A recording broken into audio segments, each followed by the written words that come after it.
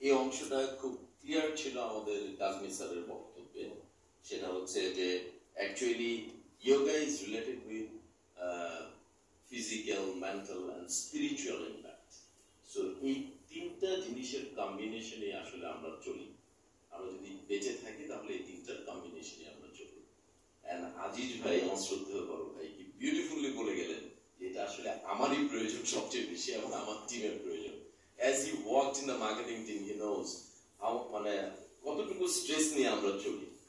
But yes, শুধু marketing team না, আমরা যারা বেঁচে আছি পৃথিবীর সমস্ত ঘাত প্রতিঘাত মেনটেন করে আমাদের প্রত্যেকেরই আসলে মানসিক শান্তির জন্য, ফিজিক্যাল শান্তির জন্য বা স্পিরিচুয়াল শান্তির জন্য আমাদের কিছু এক্সারসাইজ রেগুলার প্রয়োজন। আমি মনে করি yoga is a very good exercise for a combination of mental, physical and spiritual activity. So এই জিনিসটাকে ইন্টারন্যাশনাল ডে সেলিব্রেট করার উদ্দেশ্যটা হচ্ছে আমরা যেন এটা আস্তে আস্তে ছড়িয়ে দিতে পারি, সারা বিশ্বে ছড়িয়ে দিতে পারি। এবং এটা স্লোগানটা খুব বিউটিফুল যে the world is one family.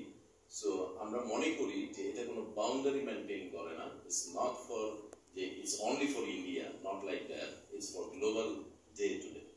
So yoga should be maintained in every corner of the globe we feel. এবং আমি বিশ্বাস করি যে এই ডের মাঝে যতটুকু সার্থকতা আছে আমরা যেন নিজেদের জীবনে এটা প্র্যাকটিস করে আমরা নিজেদের জীবনকে সার্থক করতে পারি।